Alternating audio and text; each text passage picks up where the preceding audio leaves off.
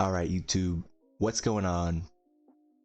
We're back with another video today, and today's video is going to be focusing on three key tips that people from bronze to grand champ can all benefit from, and it's something that you might already be doing subconsciously, but if you're not, and if you're really not thinking about these things during a game and making sure you're doing them, doing these three things will help you rank up immensely, will make ranking up way easier, and you'll be way more consistent in your gameplay if you follow these three tips. People come in my stream all the time and ask me if I have any tips for ranking up, and I always tell them these three golden rules. And now we're gonna have this video. I can just send everyone to this video and bam, you got your explanation. Three golden rules, my three golden rules for ranking up. No matter what rank you're at, these can really apply to anybody. So without further ado, let's get into the video. All right guys, I'm back, and we just played one game of ranked. We're at almost 1600 MMR. We played one game of ranked, and we were able to find all three of these key mistakes, whether it was from my team or from the other team, that we want to talk about in this video. So we're gonna go ahead and hop in, explain what the three big golden tips are, and we're gonna look at examples from the game I just played. And this went really smoothly because I was expecting to have to play a couple games before I found all the mistakes, good examples of all the mistakes, but now we found all the mistakes in one game. This worked out perfect. All right guys, so we're gonna start off with rule number one. Rule number one. This might sound really simple, and you would think this could not possibly help me rank up past platinum, because I never do this. Or even at grand champ, I never do this. This can't help me at all. Rule number one, simple. Don't whiff. When you are going up for a ball or going for a touch on the ball, you gotta get a touch. You got to.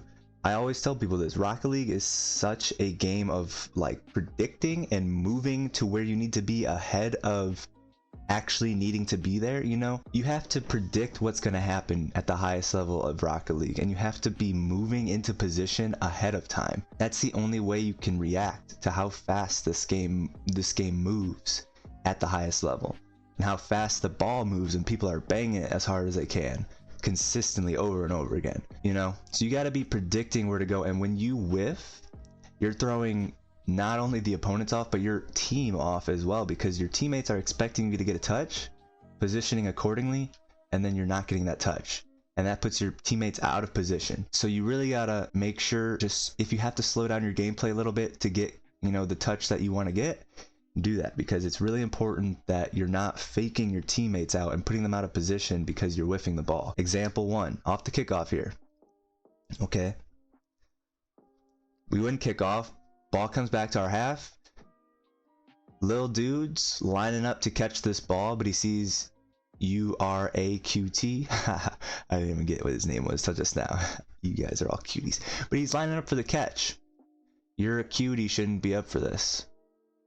But because he is, little dude, he stutters because he's like, okay, is he going to hit this down to me? Is he trying to pass or something? Then he realizes, okay, he's just going to leave it. But by the time he realizes that, he's already been faked by your cutie, and he's slightly, not in the same position he would have been if your cutie wasn't up in the first place. And because of that, he has to go for the ball in an awkward spot, and he doesn't get a good touch. Okay, that's just one example of how whiffing the ball puts your teammates out of position and leads to a cascading, what's the word? Avalanche sort of effect of, I make one mistake, then my teammate makes a mistake, then my other teammate makes a mistake, because all stemming from my mistake where I whiffed the ball, and then we get scored on. In this situation, we don't get scored on, but it could have happened. Okay, example number two of whiffing. I don't need to explain why it's bad again. I already did in the first clip, but here's another example. Okay, let me rewind just a little bit. In this example, my teammate's going up the backboard here. He spawns, picks up boost. Beefy's, he's clearly about to either bang this at net or put it off the backboard. In most situations, he's putting this off the backboard. Teammate realizes that, smart. He gets into a good position. He's positioned well here. He's on the backboard. What are we all expecting here? We're expecting the hard clear towards the right? So if I, at the highest level, say this is a professional game, obviously it's not. Say it is. What they'll do a lot of the time is position ahead of time, you know, especially a team like G2. If you've ever watched RLCS, they're a very they position for passes very ahead of time. They put full trust in their teammates to hit the ball and get it to them. They'll have a player in position for dude's pass right now. Like, instead of me sitting net here, they'll be positioned for the pass in midfield or up to the right. If I was doing that, we see little dude whiffs, doesn't hit the clear, and imagine, you know, this kill shot guy is closer. He would have beat me to this ball because I would have been expecting the pass out to the right, and we would have got scored on. You see how I was starting to turn upwards, upfield, and then bam, I see my teammate whiffs, and I'm able to get back to it. But imagine kill shot's a little faster, he's a little closer, he would have beat me to that, probably would have scored. And especially at the highest level, if you're trying to get to the highest level, you can't be whiffing a touch like this, because at the highest level, you're trying to position ahead of time, out for the pass. The opponents will be a lot better, a lot faster, and they'll really capitalize on that mistake. Alright, back to the replay again. For this example, rule number 2 is, drumroll please, picking up the small boost pads. How many times have you heard from pro players or just from people in your games who are trying to, you know, maybe not the best way of doing it, they're probably talking shit to you. They're like, bro, why are you going for that big boost? Just pick up pads. And they might not be saying it in a very educational way, but that's what we're here to do. You need to pick up your small boost pads. Picking up as many small boost pads as you can will prevent you from getting scored on so much and give you so many more opportunities to score. And that's a very clear difference between low champ players and getting to grand champ, or, you know, even higher than grand champ, is picking up your pads. Doesn't seem like it'd be that important, but it's super important. And even at low ranks, if you're picking up your boost pads, I guarantee at like bronze through platinum, probably nobody's really focusing on picking up boost pads. And if you're the one player on the field who's constantly picking up boost pads, you're gonna have so much more boosts so much more often than everybody else. It's gonna feel like you're just leagues ahead of everyone else, because you always have boost and they don't. But in this example, Beefy, we're on Beefy, he's on the other team, and both him and Killshot in the same goal. This goal probably could have been prevented if they were both focused more on picking up their pads. So Beefy here, Killshot hits the ball downfield, he's rotating off the wall. He was on the sidewall. I don't know why, but in this situation he's on the sidewall. We're not here to point out his positioning, but he misses that pad. Doesn't pick up that pad. Okay, ball's on our half. Has time to pick up that pad, misses that pad. Alright, he gets 2 pads at this time, puts himself up to 56 boost. We counted what, 3 boost pads additionally that he could have had. That would have been an extra 36 boost. He could be at 94, I think that would add up to. He could be almost at completely full boost here. All right, ball goes over his head. Again, bad positioning from him in the first place to push up this far when the ball is about to be banged over his head.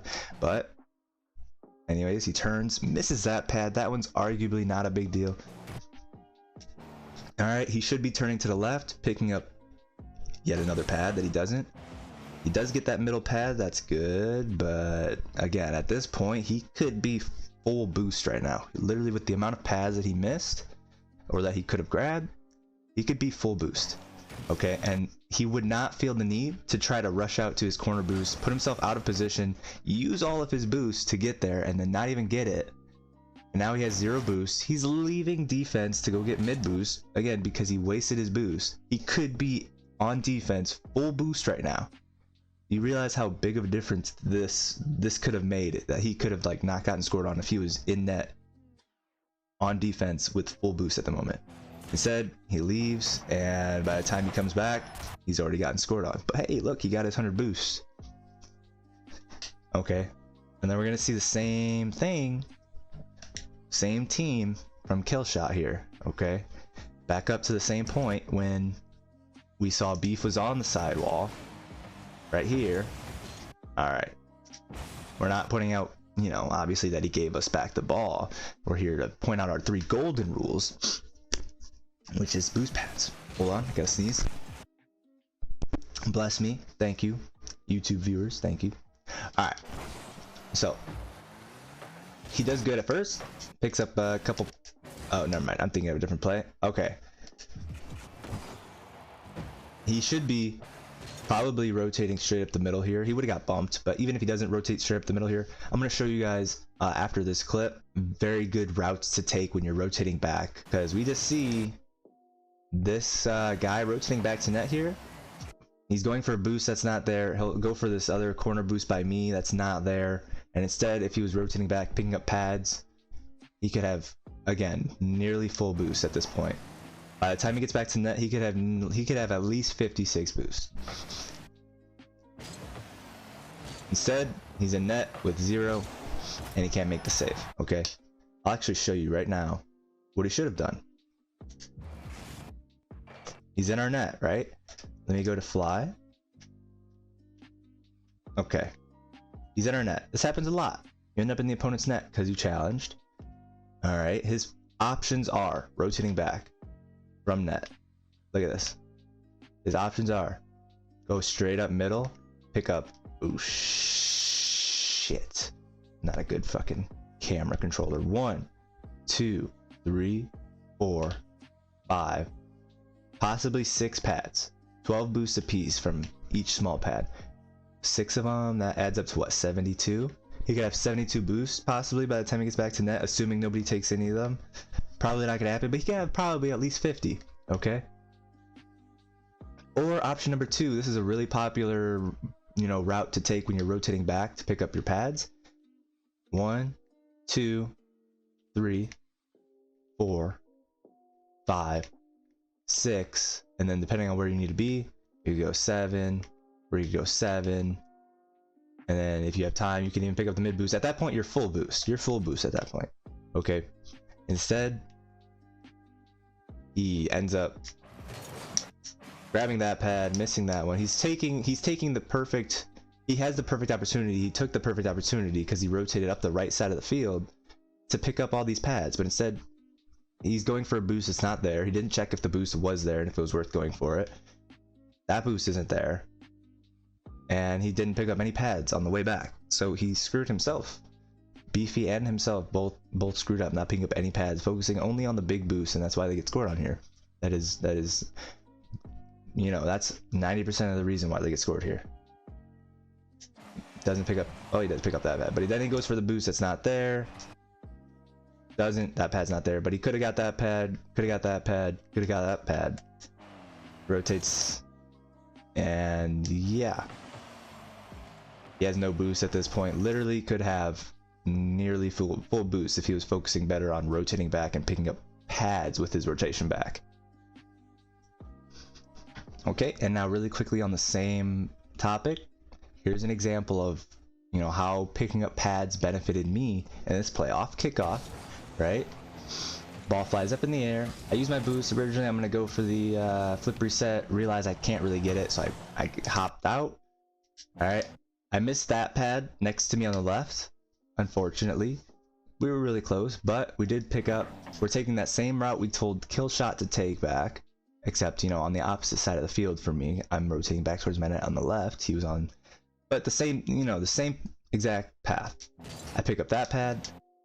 I pick up that pad. At this point, if I was going for the big boost in my corner, instead of picking up these pads, I'd have, again, at this point, 0 boost until I got that big boost in the corner, and I wouldn't be able to be in position to challenge this ball. I'd be sitting at our back corner, realizing, crap, I'm too far back, I can't push up because I'm gonna get beat to the ball if I do, and I would have, look at all 3 opponents pushing up field at me.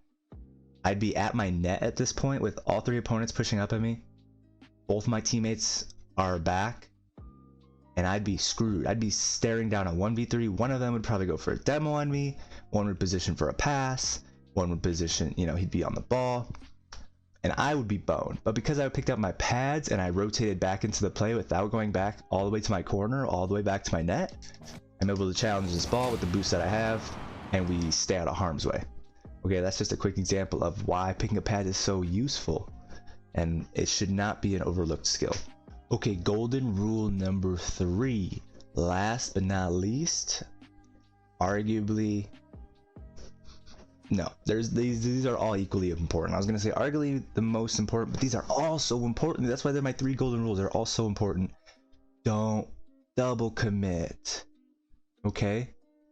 I always tell people in my stream, don't double commit. 90% of goals, if you break them down and you look at why you got scored on or why you were able to score on the opponent, it's because of double commits. Somewhere, at some point before the goal, somebody double committed. It screwed up rotation, it screwed up positioning, it put you, in a bad spot, or it made your rotation slower, it made your positioning slower. Double committing is such a bad thing, and even at Grand Champ, it happens so often. And when you're the person who's not double committing and you're smart enough to know not to double commit, and you're just watching it over and over again, people double committing, you're like, oh my god, dude, I'm so annoyed at all these double commits. And honestly, one of the easiest ways to rank up as a low rank player is to just wait for your opponent to double commit for a shot. Usually a ton of the time, like especially at platinum and diamond, you can get so many, I'm not kidding, so many free goals when the opponent pops the ball off your backboard. Just wait in the net. I promise, so often both the other opponents, the opponent first man will pass it off backboard or something, or go for a double tap, miss it, and then both of the other guys will go for the ball and both whiff, or they'll both bang it off the backboard or something, and you can just roll the ball in on the other side for a free goal.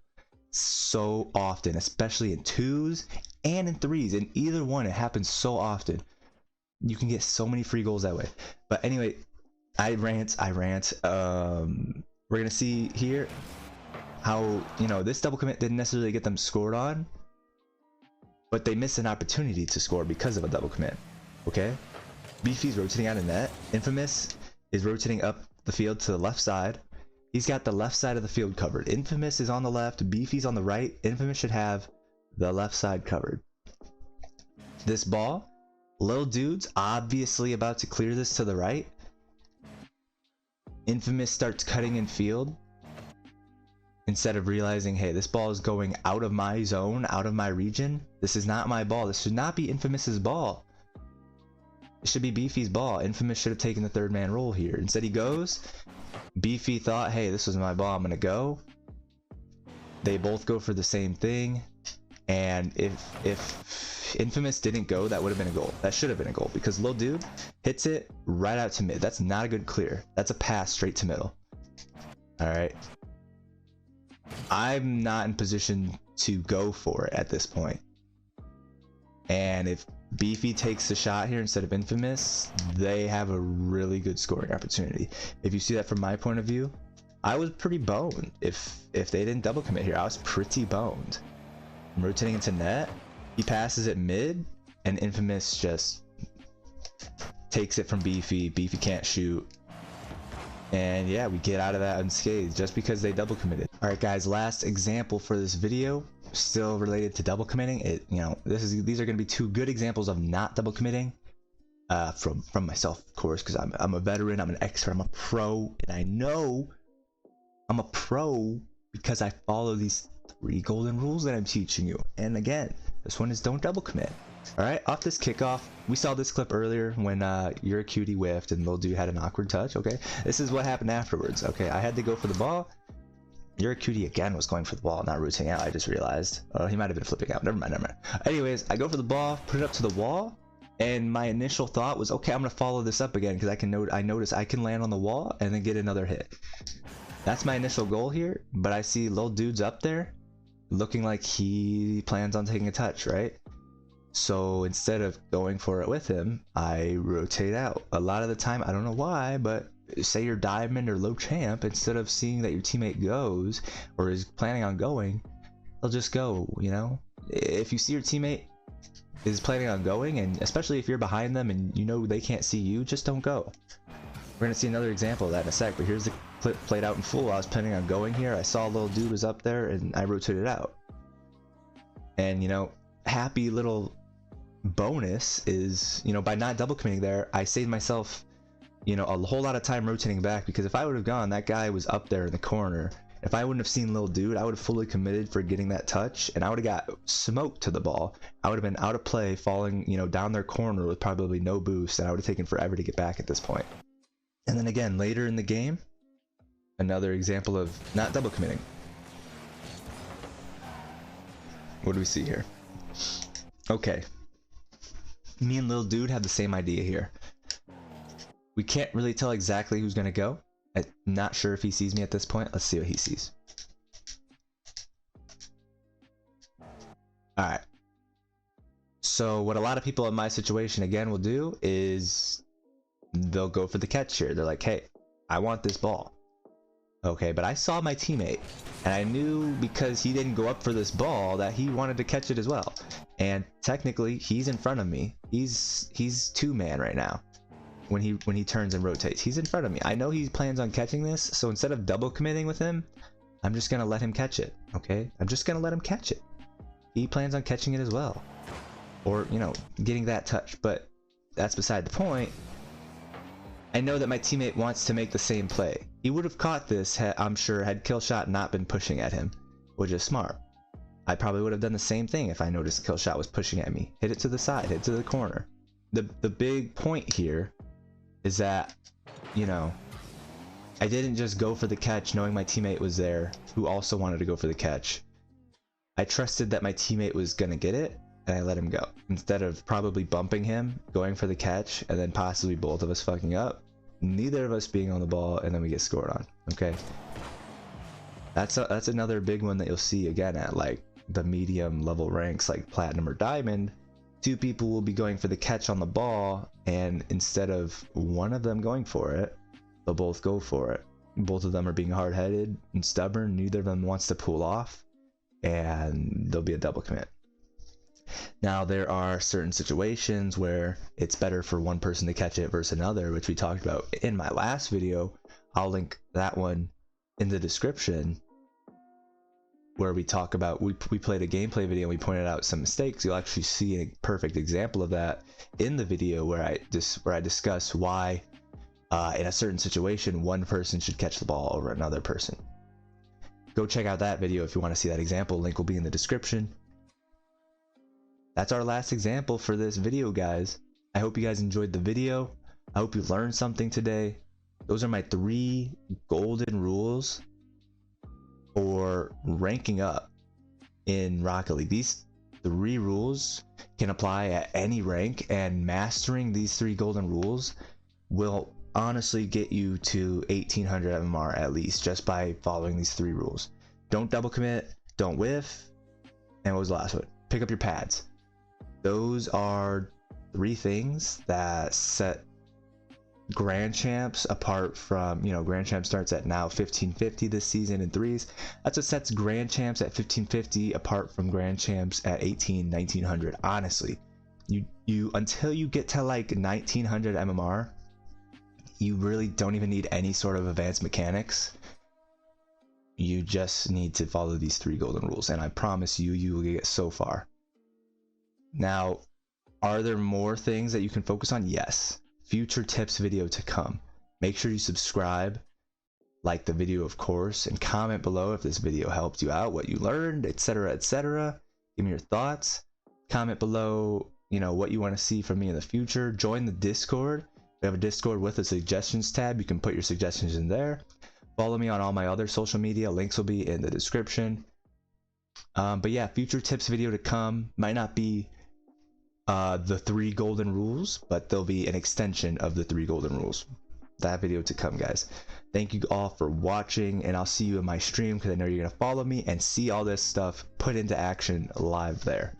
All right, bye guys, have a good day.